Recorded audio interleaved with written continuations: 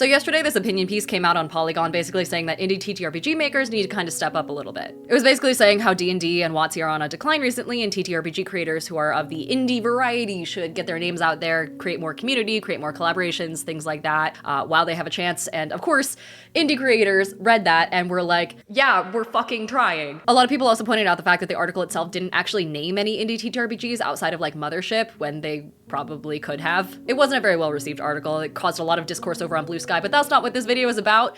Instead, here's a list of every TTRPG I own that isn't Dungeons & Dragons related. It's gonna be super rapid fire, and I'm not gonna get into things like the mechanics of the games. Instead, I'm gonna go over what their general like vibe is, so you can see if you like it, if you want to try something new, and then you can kind of look into it for yourself and learn the mechanics on your own. Okay, we are once again going mobile for this one, partially because all my books are scattered throughout my apartment, and also because it's way easier for me to edit this way. I'm also cleaning right now, so if you judge the state of my apartment, I will cry. As you can see, my entire headboard has been converted to TTRPG storage space. I'll start with Kult, because it's by far the most gnarly. No matter how many content warnings are in this game, it is not enough. Kult is set in modern day, and basically you live in a world where demons, angels, and other creatures from, you know, Divinity and whatnot walk amongst humans, but humans can't sense them because of like this mystic veil that's been pulled over their eyes. But you as a player have started to see past the veil and are an exploration of your darkest self. Basically, think like sins, sinners, and some really heavy themes. I mean themes that are so heavy that I could not show you half the pages that I flipped through in this book while I was trying to film it.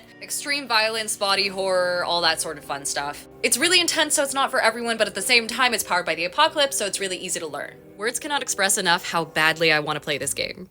Next is Dungeon Crawl Classics, which is usually just shortened to DCC. And this is very much your classic dungeon crawl experience. It's almost like old school D&D or D&D if it was easier. You start off as someone normal with a job, and then after you survive your first dungeon, you start leveling up and classing out into what you're eventually going to be, which is a hero of great renown. Like the name suggests, this is very much for your classic dungeon crawl type playstyle, and they have fuck tons of modules out there. You'll see them at pretty much every major tabletop convention. That's where I got this quick start for free. It very much gives the same vibe as like the old Elder Scrolls games, like the old ones. Man, what a time to be alive. This next one is pretty cool. It's Our Brilliant Ruin. It's considered a horror, but it's got a lot of like political aspects to it. It takes place in the Gilded Age, in a world that is full of supernatural creatures. Aristocrat is the key word here, and also the book itself is just gorgeous. Like look at the gold there. I'm a sucker for gold, dude. And the artwork is just absolutely fantastic throughout. Like they nailed their vibe. I've got a lot of horror games, so you're gonna see a lot of horror games. The next one is the Magnus Archives. This is a relatively recent release by Monty Cook, so it's actually powered by the Cypher system,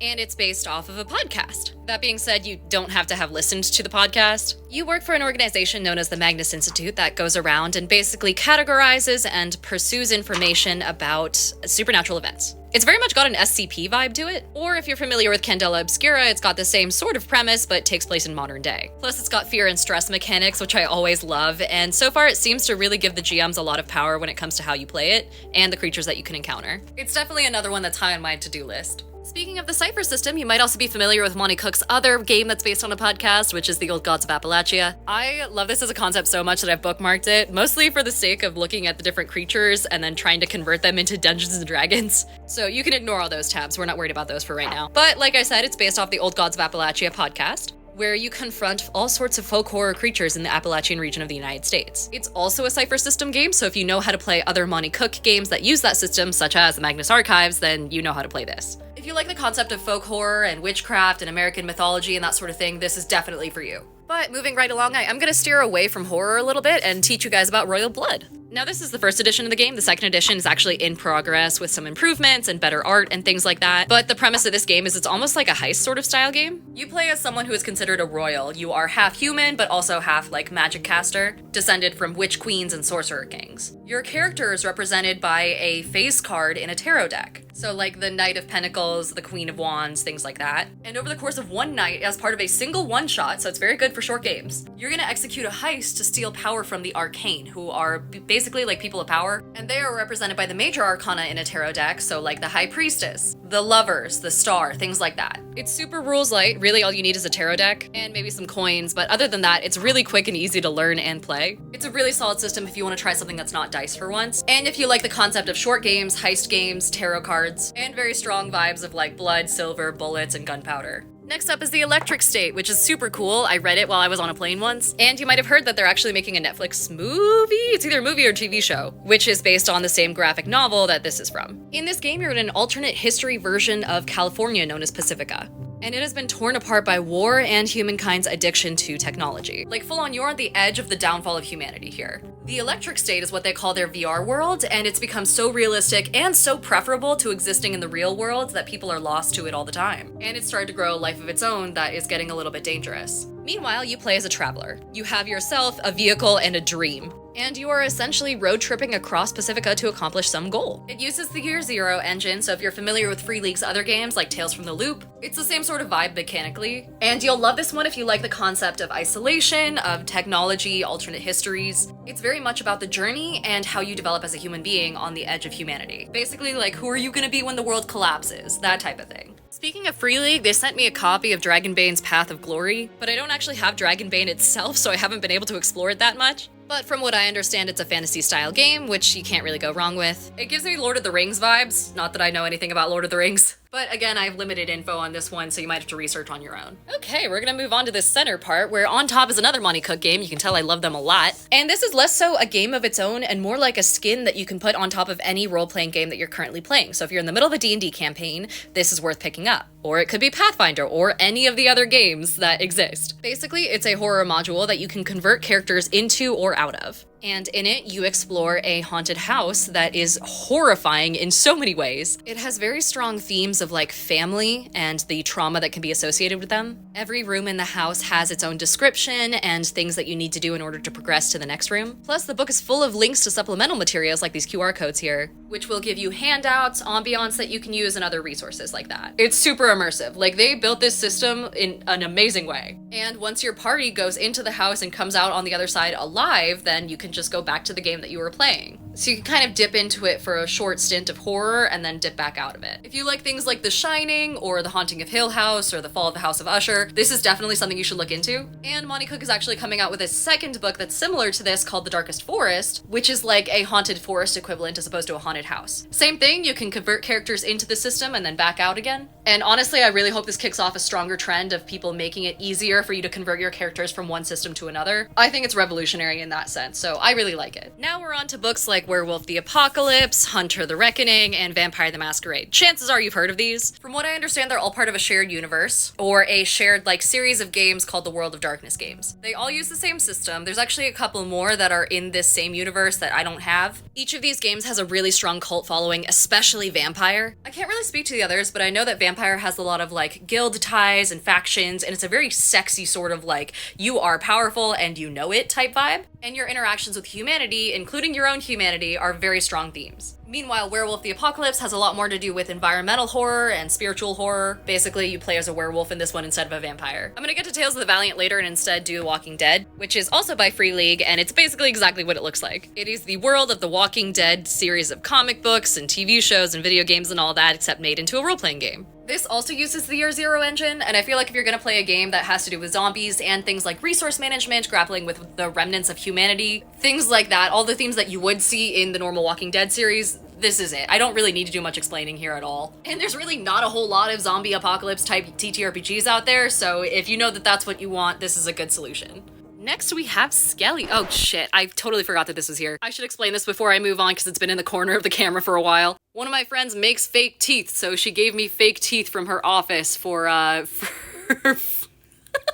Christmas, so that's why this is here. Okay, I addressed it. It's not weird, I swear. Anyway, this is Skelly's. I actually just made a video about this. It's a game with a lot more of a silly, goofy type vibe, super easy to learn, and you just play as someone who died and then was resurrected as a skeleton under a lich's command. It's a lot more lighthearted than your typical TTRPG, or at least my typical TTRPG, and it gives you a good chance to play on the evil side of things. You still level up and things like that. You have your own classes and abilities, but I think it's super fun and honestly a great way to get into TTRPGs for the first time, because it's really something that's meant for like one-shots and parties and things like that. This is still in playtest. This is version 0.9, but there's a website that you can go to playtest it for yourself as well. Either way, I'm stoked for the full release, so I like this one. Okay, next is a massive collection of board games, so I'm just gonna cover them all at once. If you don't know what Mörk Borg is, it's a very metal sort of game. It's a horror sort of game where you play as someone who is watching the apocalypse unfold. The world is dying, and you have to figure out how you're gonna spend your last days. The original Mörk Borg is kind of like a medieval type vibe. You have a class, you have some items, and you have a goal. Beyond that, it's incredibly rules light, and the base book itself comes with a dungeon crawl, but I also went through and got a bunch of expansions for it. Heretic is probably one of my favorites. I believe one of the classes in here is a full-on, yeah, here we go, the Shedding Vicar. The entire point of this class is that you flay your own skin to power up your abilities. Like, you can tear your own skin off of yourself and then use it as a rope or a whip. The game is metal as fuck. That being said, there are a bunch of other games that spawned away from Mörk Borg that use the same sort of vibe and the same sort of system. Whereas Mörk Borg has a medieval type setting, very much Dark Ages, like, you know, Plague type vibes. Pirate Borg is probably one of the more popular spin-offs, which has you playing as a pirate in an alternate version of the Caribbean. It includes naval combat, sea shanties as a mechanic, that sort of thing. And in this one, your chief enemy is a rising army of undead. There are other variants of Mörk Borg. One is called Cyborg, which is more futuristic, and it's got a lot more of a technological, like, cyberpunk type spin to it. There's also Corp Borg, which I believe has more to do with, like, corporate structure and things like that. I don't have either of those, but you can look into them on your own if you're interested. And there might be more out there. People make more Borg games all the time. Not the End is the next one, and it's really cool. It's made by Mana Project Studio, which is one of my favorite publishers ever. They're based out of Italy. They've actually done a lot of D&D supplements as well. But this is an independent game that doesn't actually use dice. It uses like a completely original system called Hexis. You could play it with any type of setting. It could be an ancient Roman setting, could be futuristic, could be your fucking neighbor's backyard, I don't care. And you play as a hero who is overcoming certain trials in a very sort of like Odyssey type sense, or almost a mythology, like Greek mythology type vibes. And as you face certain tests and challenges and come out of them on the other side, hopefully, you grow as a character and you grow as a hero and you gain new traits and lessons that you've learned along the way. It's kind of hard to describe. I want to get more into it and make a dedicated video about it. But like I said, it doesn't use dice. Instead, you pull colored like tiles out of a bag at random. And whatever you're trying to do determines what tiles go into the bag at the beginning, so they affect your chances. And then when you draw a tile of a certain color, that affects the outcome. It seems really cool. I'm really excited to dig into it, especially if you're the type of person who wants to like embody a particular type of hero and a particular archetype. And to you, it's the story and character growth that matters the most. Plus, the design of the game is amazing. I think it won some Ennies. This is the storybook, and like, as you can tell, you can really fuck around with whatever setting you want. There's some in here that are more medieval, there's some that are like space adventures,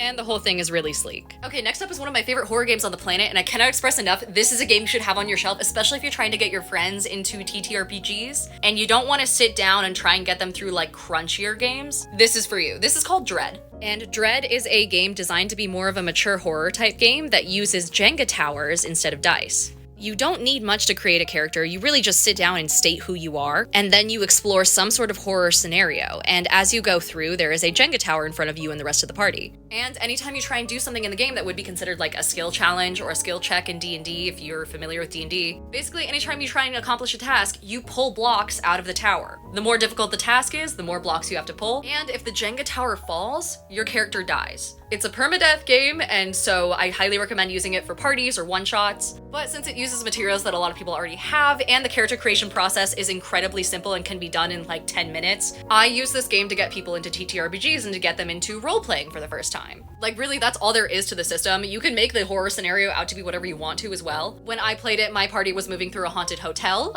You could also do it in the form of like a slasher film type plotline. It's up to you. I love this system. I think everyone should try it because the visceral fear that you have when you get further into the game and you know that the tower is about to fall, combined with the horrific descriptions that your GM is putting you through as you move through the game in, you know, as your character, makes it so that your hands will be shaking as you try and pull blocks out of the tower. It's like some of the most adrenaline-filled gaming I've ever experienced. I can't recommend Dread enough. I'm actually out of time in this video, so I think I'm gonna make a part 2 because I'm like barely halfway through my collection. So I'll be back soon with some more games for you to check out that aren't D&D, so you have a sense of what to look at if you're trying to find something new to play, or something a little bit easier to play, or something a little bit less expensive to play, something to play with less people or more people. Like, there are so many options out there, some of which you may never have even heard of, so that's what I'm here for, and I'll see you guys next time for that. As a quick side note, given that I'm filming this right before the death of TikTok, rest in peace, I just want to remind you guys that I am active on all platforms that aren't TikTok as well, so obviously YouTube here, where you get exclusive long form content, but I'm also on, you know, of course, Reels, the short side of YouTube. I'm on Twitch, I am on Threads, I'm on Blue Sky. I'm literally everywhere. You cannot escape me. So be sure to give me a follow anywhere that you frequent. I am at Diana the Rose on all of those platforms, so I'm very easy to find. And until then, I'm gonna go read some books and do some nerd shit. So I will see you guys in the next one.